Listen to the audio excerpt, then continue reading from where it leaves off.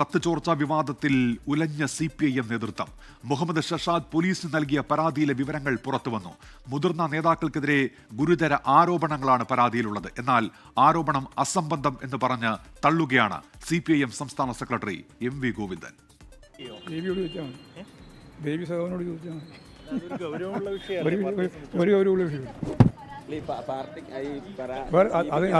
അതിനാകെയുള്ള മറുപടി ഇമാതിരിയുള്ള അസംബന്ധങ്ങൾക്ക് ഒന്നും മറുപടി പറയേണ്ട കാര്യമില്ല. ബാക്കി കാര്യങ്ങളെല്ലാം പിന്നെ പറയാം. ബാക്കി മുഴുവൻ കാര്യവും പിന്നെ പറയാം. തനിക്കെതിരായ ആരോപണം പിൻവലിച്ച് മാപ്പ് പറഞ്ഞില്ലെങ്കിൽ നിയമ നടപടി സ്വീകരിക്കും എന്നാണ് മുൻ മന്ത്രിയും CPIM കേന്ദ്ര കമ്മിറ്റി അംഗവുമായ ഡോക്ടർ TM തോമസ് ഐസക്കിന്റെ പ്രതികരണം. ഞാനുമായി ബന്ധപ്പെടുത്തി ചില മാധ്യമങ്ങളിൽ വന്നിരിക്കുന്ന ആക്ഷേപം അസംബന്ധമാണ്, ഒരു അടിസ്ഥാനവും ഇല്ലാത്തതാണ്. ഇത് ഉന്നയിച്ചിരിക്കുന്ന വ്യക്തി ആരോപണം പിൻവലിച്ച് മാപ്പ് പറഞ്ഞില്ലെങ്കിൽ സിവിലായും ക്രിമിനലായും അയാൾക്കെതിരായിട്ടുള്ള കോടതി നടപടികൾ സ്വീകരിക്കും. അദ്ദേഹത്തിന്റെ ആക്ഷേപം എന്തോ ബിനാമി നിക്ഷേപം ഉണ്ടെന്നുള്ളതാണ്. അത് പിൻവലിച്ച് മാപ്പ് പറഞ്ഞില്ലെങ്കിൽ വിടത്തില്ല കേട്ടോ. അതിന് ആരും സംശയം വേണ്ട. അത് വെറുതെ വിടാൻ തീരുമാനിച്ചിട്ടില്ല. തോന്നിയാസങ്ങൾ വാർത്തയെ ആഘോഷിക്കുന്നത് പരിതാപകരം എന്നായിരുന്നു മന്ത്രി MB രാജേഷിന്റെ പ്രതികരണം. ഈ കത്ത് 4 കൊല്ലമായിട്ട് വാട്സാപ്പിൽ നടക്കുന്ന കത്തല്ലേ. അപ്പൊ ഇനി ഇങ്ങനെ പഴയ കത്ത് ചവറ്റുകൊട്ടയിൽ എറിഞ്ഞതും ഒക്കെ ഇനി വരും. തെരഞ്ഞെടുപ്പിന് 5-6 മാസമല്ലേ ഉള്ളൂ. അപ്പൊ അത് നടക്കട്ടെ, നിങ്ങൾ ആഘോഷിക്കുക. ഇമാതിരിയുള്ള തോന്നിവാസങ്ങളൊക്കെ വിളിച്ചു പറയുന്നതിനെ വാർത്തയാക്കിയിട്ട് ആഘോഷിക്കുന്നത് കുറച്ച് പരിതാപകരമാണ്. അത്രേ പറയാൻ പറ്റൂ. പിന്നെ ആ ചോദ്യത്തിന്റെ അർത്ഥം മനസ്സിലായി. തൽക്കാലം അതിനൊരു വാർത്തയ്ക്ക് തലക്കെട്ടുണ്ടാക്കാൻ ഞാൻ ഉദ്ദേശിക്കുന്നില്ല. മുഹമ്മദ് ഷർഷാദിന്റെ കത്ത് തനിക്ക് ലഭിച്ചിട്ടില്ലെന്ന് CPIM പോളിറ്റ് ബ്യൂറോ അംഗം അശോക് ദാവലെ 24നോട് പ്രതികരിച്ചു. ഇപ്പോൾ ശ്രീജിത്ത് വാർത്തയുടെ വിശദാംശങ്ങളുമായി ചേരുന്നുണ്ട് തിരുവനന്തപുരത്ത് നിന്ന്. ശ്രീജിത്ത്, ഇത് പാടെ തള്ളുകയാണല്ലോ ഇപ്പോൾ സംസ്ഥാന നേതൃത്വവും കേന്ദ്ര നേതൃത്വവും. ശ്രീജിത്ത്, ഉന്മേഷ്, മുഹമ്മദ് ഷർഷാദിൻ്റെ പരാതിയിലൂടെയാണ് ഈ വിവാദം ഇപ്പോൾ പൊട്ടിപ്പുറപ്പെടുന്നത്.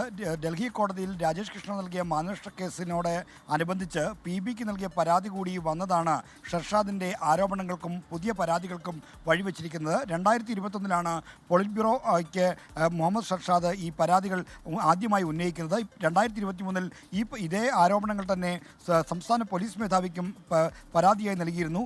ഈ പരാതികളിന്മേലൊന്നും നടപടിയില്ല എന്നതാണ് പ്രധാനപ്പെട്ട കാര്യമായി ഷർഷാദ് ചൂണ്ടിക്കാണിക്കുന്നത്. അതിനൊപ്പം മാനനഷ്ട കേസിന്റെ ഭാഗമായി താൻ നൽകിയ പരാതി, പാർട്ടിക്ക് നൽകിയ പരാതി എങ്ങനെ കടന്നു വന്നു എന്ന ചോദ്യവും ഷർഷാദ് ഉയർത്തുന്നു. ഇത്തരമൊരു വിവാദം അനാവശ്യമാണ് എന്ന പ്രതികരണമാണ് CPIM നേതൃത്വം നടത്തുന്നത്. അതുകൊണ്ടാണ് പാർട്ടി നേതൃത്വം ഒന്നടങ്കം അസംബന്ധം, തോന്നിവാസം അല്ലെങ്കിൽ മറ്റ് രീതി ഈ കഴമ്പില്ലാത്ത തുടങ്ങിയ ആക്ഷേപങ്ങൾ തുടങ്ങിയ പ്രതികരണങ്ങൾ ഈ ആക്ഷേപങ്ങൾക്ക് ഭാഗമായി നടത്തുന്നത്. അതായത് അവഗണിച്ച് തള്ളുക എന്നതിനെയാണ് CPIM നേതൃത്വം കാണുന്നത്. ഇത് ഈ കത്ത് ചോർച്ച എന്ന കാര്യം ശുദ്ധ അസംബന്ധമാണെന്നാണ് CPIM നേതൃത്വം ചൂണ്ടിക്കാണിക്കുന്നത്. കഴിഞ്ഞ 4 വർഷക്കാലമായി ഈ പരാതി പല സോഷ്യൽ മീഡിയ ഗ്രൂപ്പുകളിലും മറ്റുമുണ്ട്. പരാതിക്കാരൻ തന്നെ അദ്ദേഹത്തിൻ്റെ സോഷ്യൽ മീഡിയയിലൂടെ പുറത്തുവിട്ട പരാതിയാണ് എന്ന് പറയുന്നു. എന്നാൽ ഈ പരാതിയിൽ ഉന്നയിച്ചിരിക്കുന്ന കാര്യങ്ങളെപ്പറ്റിയുള്ള ആക്ഷേപങ്ങളിന്മേൽ തോമസ് ഐസക്കാണ് മറുപടി പറയുന്നത്.